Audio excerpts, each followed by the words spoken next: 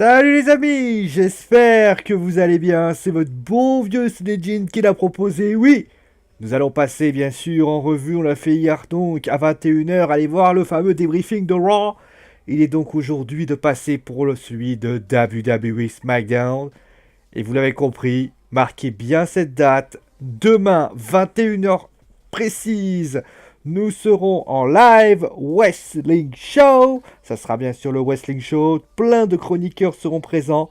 Et nous aurons bien sûr l'infime plaisir, l'infime honneur de vous débriefer ce pay-per-view qui, j'espère en tout cas, vous a donné l'envie, en tout cas pour l'instant, l'envie de bien sûr de regarder l'émission et de bien sûr de me dire ce que vous avez pensé de tout ça. Bon, en tout cas, bien évidemment, avant de parler du show, je ne sais quoi, on va parler déjà de ce qui s'est passé donc mardi, donc du côté de Hollywood.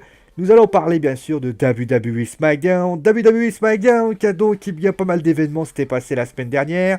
On peut commencer déjà avec Daniel Bryan, notamment avec ce qui s'est passé avec Charlotte, qui s'est passé au Survivor Series. Et donc on va passer directement à Charlotte. Charlotte qui a débuté le show, ce qui est normal, puisque c'est elle qui a vraiment fait l'impact de du pay-per-view en mettant justement, en détruisant Ronda Rousey. Et donc, Charlotte a continué dans sa destruction, puisqu'elle a été, littéralement, elle a dit que, voilà, elle continuerait à défoncer, qu'elle a adoré ça. Et d'ailleurs, elle a même... Alors, certaines personnes ont dit qu'elle avait fait un heel turn. Je pense pas, et clairement pas que c'est un heel turn. Je pense plutôt que simplement, elle a pris la décision d'avoir une stratégie, une attitude beaucoup plus agressive. Alors, j'ai quand même un petit bémol par rapport à ça, c'est que l'attitude agressive était de Becky Lynch. Si on considère qu'elle a pris l'attitude de Becky Lynch parce qu'elle doit remplacer Becky Lynch, que fera Becky Lynch? Vous savez ce que je veux dire? Je pense que c'est une bonne idée, je pense qu'elle n'a pas à avoir honte de faire ça. Mais on a vu vraiment une femme agressive, notamment même face aux alcooliques qui sont arrivés après. Euh, il faut faire attention parce que ça veut dire aussi que la blessure de Becky Lynch est beaucoup plus grave qu'on le pensait. Et que donc elle est un petit peu obligée de durer longtemps. Donc Charlotte est obligée de prendre un petit peu sa gimmick en attendant. Ça peut être de ça aussi. Mais pour l'instant, on n'a pas trop d'informations. Mais pour ce qui s'agit de Becky, pour ce qui s'agit de Charlotte, faire une attitude agressive, alors peut-être pour faire une tag team, ce qui serait quand même intéressant, peut-être la championne et sa challengeuse qui serait en mode très agressif, ça peut être aussi faire un beau duel. Mais attention à ne pas voler la gimmick de Becky, qui était une excellente gimmick. Ça, les gens, je pense, ne l'accepteraient pas. Et ça, c'est clair. Pour l'instant, entre guillemets, elle a frappé Ronda pour donner récompense, pour lui donner une sorte de... pour faire comme si c'était Becky. Attention, parce que dans les prochaines semaines, si elle est toujours aussi agressive, cela peut aller. À noter d'ailleurs, pour information, quelque chose d'intéressant. J'ai trouvé que Charlotte a, entre guillemets, Paige était d'accord avec la méthode, mais pas avec la forme. Et on a senti notamment une petite distension entre Paige et Charlotte. Il a fallu l'arrivée des alcooliques pour que ça se calme un peu. Ça aussi, on va voir ce que ça donne. Mais il y a pas mal de petites choses que l'on a envie de mettre en place par rapport à ça. Et donc, on vous ai dit, à l'arrivée des alcooliques, qui ont continué à provoquer, donc elle les a défoncés, enfin elle les a défoncés une et une par disqualification. Moi j'ai bien aimé, honnêtement j'ai bien aimé l'attitude également de Charlotte qui a dit bon, est-ce que tu veux être la future Ronda Rousey? C'est bien, honnêtement. Voilà, les matchs sont pas exceptionnels forcément avec Peyton et Billy Kay, mais bon, après dire. Après, c'est vrai que je suis quand même déçu de voir les Iconics servir de chair à saucisse un peu à tout le monde. Mais moi, de mon point de vue, j'ai apprécié. Bon, bah après, les gens qui trouveront sans doute des choses à redire, mais moi, j'ai trouvé que c'était quand même une bonne idée. C'était super bien fait, et donc cela avait un bel impact par rapport à tout ça. Tout n'a pas été parfait, bien évidemment, dans ces matchs, hein, qu'on soit clair là-dessus. Mais est-ce qu'on peut avoir choses différentes quand tu sais que tu as Peyton et Billy Kay qui voilà, ne sont pas des lutteuses qui, pour ainsi dire, sont mises en avant à SmackDown. Elles servent plus de jobbeuses. Et on l'a encore vu du côté de SmackDown cette semaine. Voilà, c'est clairement ça.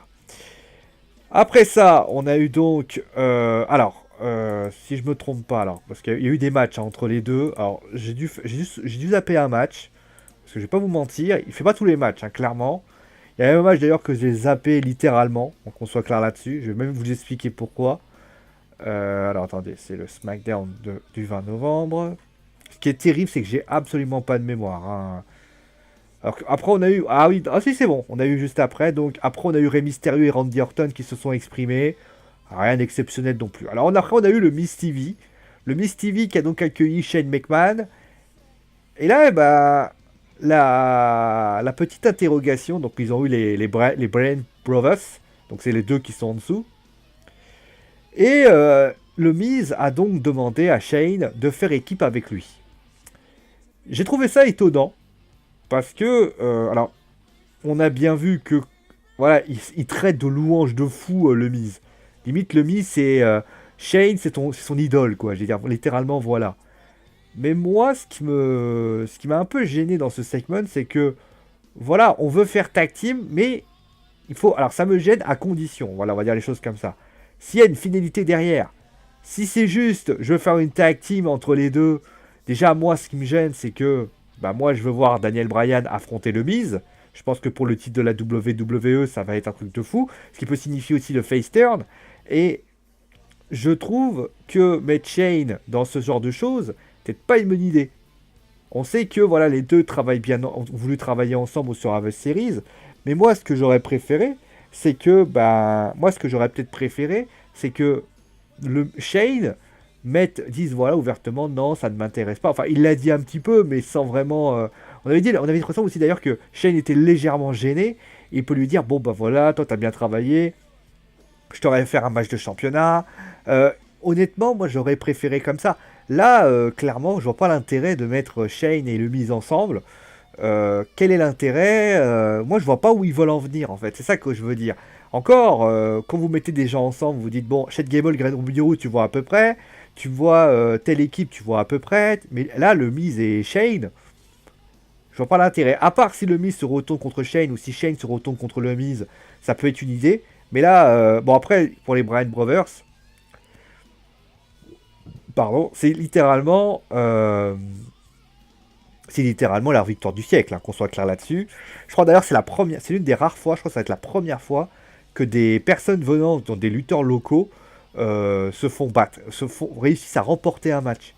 Je crois que ça doit être un truc unique. Alors, faudrait qu'on vérifie dans les livres d'histoire. C'est sans doute la première fois que je vois ça. Mais bon, après le match était relativement anecdotique parce que voilà, après c'est vrai que la défaite est quand même logique dans le sens où tu vois un lutteur qui voilà n'est pas relativement voilà n'a pas très envie de se prendre la tête. Ça c'est vrai que c'est quand même une réalité. Bon, juste après ça, on a eu donc alors oui alors vous allez voir, je n'ai pas fait le Thanksgiving. Je vais vous expliquer pourquoi, parce que ça ne m'intéresse pas. Le truc Thanksgiving, tout ça, ça ne m'intéresse pas. Je considère que c'est de les bêtises. Enfin, on peut faire ça, voilà, je comprends pourquoi. D'ailleurs, la seule chose que j'ai bien aimé, c'est le 6-1 marqué sur le t-shirt de Biggie. Après la victoire de New Day, encore une fois, on les met à tous les râteliers. Moi, j'ai l'impression, voilà, que... Ah, c'est Thanksgiving. Ah bah, on va lui donner Thanksgiving. Tiens, on va le donner... Ah bah, tiens, on va lui mettre là-bas. Un peu gênant et moi ça me plaît pas du tout. Voilà, ça m'a pas, j'ai pas du tout apprécié ce moment, c'est pour ça que je ne l'ai pas regardé. Donc après qu'on ait eu ce moment, voilà, que j'ai pas apprécié, hein, j'ai le droit aussi, hein, clairement.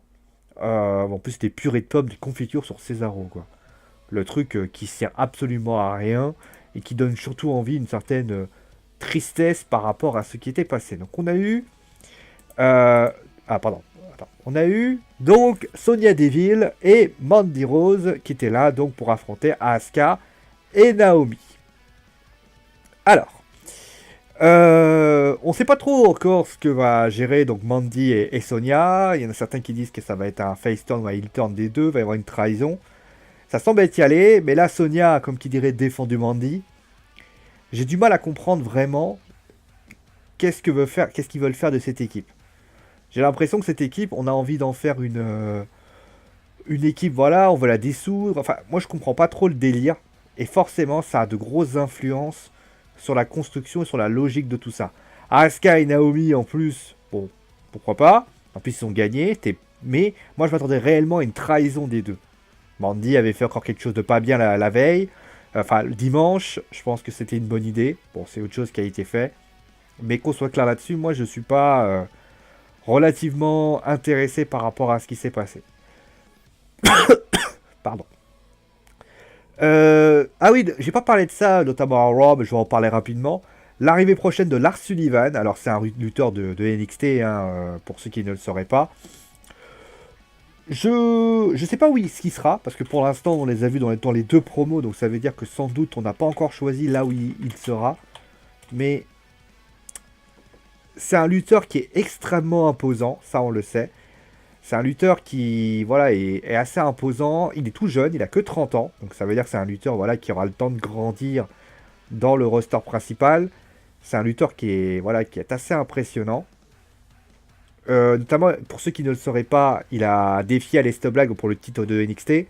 Et c'était la seule défaite qu'il a eue. Donc ça veut dire qu'ils veulent en faire littéralement une sorte de force de puissance. Mais moi, là où ça me gêne... Alors, il ne faut pas oublier que, d'ailleurs, pour information, c'est contrairement à ce qu'on pourrait penser, c'est un lutteur qui a fait des bonnes classes. Hein. Clairement, il a fait des matchs intéressants.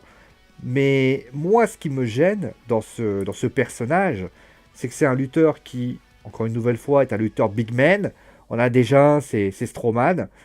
Et j'ai peur qu'on ait un peu un stéréotype de ce de ce qu'on pourrait avoir. J'ai des gros doutes. J'espère que je me trompais. Mais moi, j'ai vraiment des grosses appréhensions par rapport à ça. Voilà. On passe maintenant à Daniel Bryan. Alors, Daniel Bryan. Daniel Bryan. Alors justement, en plus la musique DJ vient de se déclencher. J'ai toujours pas... En fait, j'ai vu son segment, donc le segment est intéressant. Par contre, alors il dit qu'il faut se battre pour ses rêves. Il dit par exemple que il allait se battre, que les gens oubliaient on va dire la route qu'il a accomplie pour revenir sur un ring, etc. Donc là, tu te demandes où est-ce qu'il va en venir. Et là, juste après, bon, il explique que les gens chantaient AJ Styles. Et après, il parle de rêves, en disant que ses rêves se sont réalisés et que dorénavant, le nouveau Daniel Bryan est le nouveau champion de la WWE. Il a une attitude assez étrange, qu'on soit clair là-dessus. C'est une attitude un peu plus sombre, plus de... Voilà, il est plus du tout copain. Alors, il y a une chose que je veux, alors je pense qu'il faudrait lui changer de musique. Parce que la musique des Valkyries, je crois que c'est la musique des Valkyries, ouais c'est ça. La musique des Valkyries, je pense que c'est pas du tout adéquate avec ce que fait Bryan aujourd'hui. La musique des Valkyries, c'est une musique extrêmement joyeuse, les gens ont envie de jouer avec. Je pense qu'il faut lui changer de musique, quitte à le pas faire venir. Je pense qu'il n'aurait pas dû venir avec de musique pour l'instant, parce que les gens voilà n'ont pas envie. À noter d'ailleurs que le public suivi, hein, le heel turn est bien suivi par rapport à Becky. Mais après, moi, ce qui me gêne dans le segment, c'est que je comprends pas où il va en venir. Je comprends toujours pas où il va en venir. Et je rappelle qu'il y a quelques années, il avait fait un heel turn sur le fait de devenir vegan. Et ça avait fait un flop tellement violent que la WWE avait fini par faire la Team Hell No, qui avait réussi un petit peu à le remettre en scène avec le fameux Yes, No, Yes, No. Et c'est ça qui l'avait sauvé, entre guillemets, Daniel Bryan. C'est le fameux... comment tu dirais, c'est le fameux yes, no de ce qui avait réussi un peu à le sauver. Là, il revient et donc là, je comprends pas le délire de il faut sauver. On a l'impression d'avoir un espèce de prophète, un espèce de mec qui t'explique que il faut se battre pour ses rêves et que personne ne l'a aidé. Moi, j'attends de voir parce que clairement, là, ce segment ne m'a pas du tout convaincu. Je pense même que c'est le contraire qui s'est passé. Je pense même être plutôt été perplexe par rapport à ça. Je me suis même dit, est-ce que clairement, je comprends pas où ils veulent en venir. Je comprends pas où ils veulent en venir. Je comprends pas où est-ce qu'ils, quelle est la finalité de ce qu'ils veulent faire. Et ça, c'est vrai que ça me gêne quand même un peu. Quand je comprends pas ce que veut la personne, c'est vrai que ça peut vite te sortir du match par rapport à ça. Et donc le main event, c'était donc Randy Orton qui a donc fait face à Rey Mysterio. Alors, étonnant ce match, parce que Randy Orton avait une sorte d'obsession avec le masque de Rey Mysterio. Je trouve d'ailleurs que la bonne nouvelle, c'est qu'on a retrouvé le Randy Orton psychotique qu'il y avait. On l'avait perdu il y a quelques semaines, hein, quand même, il y a un bon mois. Depuis le retour de l'évolution, même un peu moins. Depuis la destruction de Tye Dillinger, je me suis senti, voilà, Randy Orton était un petit peu perdu. Il a retrouvé un peu son vieux côté psychotique qu'il a, notamment le fait qu'il veut arracher le masque de Randy Orton, de Rey Mysterio. franchement, moi, j'ai trouvé que c'est... Voilà, on a retrouvé le Randy Orton, le coup de chaise dessus, ça c'est très bien. Ça montre aussi voilà, le côté agressif qu'il faut. Je pense que Randy, là, il est retourné à son personnage, ça c'est bien. Le match était sympathique, qu'on soit clair là-dessus. D'ailleurs, je trouve, et ça c'est mon avis, je trouve que Rey Mysterio a gagné du coffre dans ce qu'il fait. C'est-à-dire que, comment vous expliquer ça? Je trouve que il est dans une phase, je dirais, ascendante, où clairement il va vite et tout ça. Il a 41 ans, t'as l'impression il en a 30. Il va partout, mais tu comprends aussi pourquoi c'est encore le luchador préféré et que personne n'arrive à le supplanter. Tu comprends pourquoi? Tu comprends parce que tu réalises en fait que Rey Mysterio, c'est pas que c'est le premier luchador, hein. Oui, c'est celui qui est venu à la ECW, nanana, mais c'est aussi la personne qui a cette aisance technique, il a cette aisance à flyers, il est simple, il catch simple, et je pense que pourquoi personne n'arrive à le succéder, c'est parce que les autres, je pense qu'ils essayent de faire trop, ils se disent le spectaculaire ça marche, non, regardez bien Rey Mysterio comment il lutte, il tente pas des prises aériennes toutes les 3 secondes. Rey Mysterio, c'est des Hurricanrana, bien sûr, mais c'est aussi des coups de pied, c'est de la simplicité. Et je pense que là, les autres, quand ils arrivent avec des ricochets, ils arrivent avec des lutteurs. Et je pense que là où Rey Mysterio se démarque, c'est qu'il a une palette de kicks, une palette de coups beaucoup mieux ciblée. Et je pense que Kalisto, Linsorado et les autres doivent peut-être s'inspirer de lui, c'est-à-dire être un peu plus... et d'arrêter d'être sans cesse l'espèce... Enfin, après, d'un côté, c'est pas facile de succéder. Mais si Rey Mysterio est revenu à la WWE, on va pas se mentir, c'est aussi parce que on n'arrive pas à le trouver son successeur. Je veux dire, c'était supposé être Mystico à la Sin Cara, ça a été une catastrophe. Kalisto pouvait être cela, il l'a été pendant un certain temps, il s'est cassé la figure. Lince Dorado est en cruiserweight, même s'il y a la Lucha Party. Il y a l'autre qui est aussi mexicain. Je sommeil moi aujourd'hui. Donc voilà un petit peu ce qu'on avait à dire. Moi, de mon point de vue, je trouve que c'est une situation un peu bizarre. Après, moi, pour la rivalité, je vais dire la vérité. Les moments où Rey Mysterio, on a une obsession sur son masque, j'ai envie de dire non. Non. Je veux dire, c'est bon, on a compris. Combien de fois ce masque a été touché, attrapé, etc., etc. Il a été attrapé avec Alberto Del Rio, avec Chris Jericho, avec CM Punk, qui a perdu ses cheveux d'ailleurs. À un moment donné, est-ce qu'on est obligé est-ce qu'on est un petit peu obligé de faire sans arrêt la même gimmick? Est-ce qu'on peut pas changer? Est-ce qu'on peut pas faire évoluer? Moi, ça me gêne énormément. Et on va pas se mentir, moi je trouve que c'est pas une excellente idée par rapport à ça. Voilà. Après, c'est que mon avis. Mais moi, j'aimerais qu'on arrête de sans cesse vouloir faire de Rey Mysterio un espèce d'obsession à son masque. Voilà, c'est tout ce que j'ai à dire. Après, le côté psychotique de Randy Orton va être mieux poussé par rapport à la semaine prochaine. On va voir ça. Voilà, en plus, c'est un duel de vétérans. Bon, voilà. Bon, en tout cas, voilà un petit peu ce qu'on avait à dire. Alors, bilan du show. Le show est pas mal, honnêtement. Le show est très polyvalent. Après, il y a des choses qui sont dans la compréhension, mais je pense que c'est bien ça aussi. C'est d'un côté un peu curieux. Le match, le show n'est pas dégueulasse du tout. Je vais pas dire qu'il bat Raw, parce que je pense que Raw a mis un gros paquet lundi. Mais je pense qu'il s'y approche. Voilà, vraiment c'est kiff-kiff. C'est bien aussi d'avoir les deux shows qui se rivalisent pour une fois, parce que clairement c'était quand même deux SmackDown qui dominaient beaucoup. Moi voilà, tout ce que j'ai à dire. En tout cas, je vous rappelle que demain, ça sera l'heure du Wrestling Show, hein, pour ceux qui ne le sauraient pas. Ça sera l'heure du Wrestling Show, et donc n'hésitez pas bien sûr à aller y faire un tour, regarder, analyser, décortiquer. D'ici là, portez-vous bien, je vous fais des gros bisous sur le coin de la truffe, et je vous dis à très vite pour une nouvelle émission. Donc demain, enfin une nouvelle émission du Wrestling Show, si demain. En tout cas, je vous souhaite bien sûr des gros bisous, et je vous dis à très vite bien sûr. En tout cas, à demain pour ceux qui sont fans de catch. Allez, gros bisous tout le monde!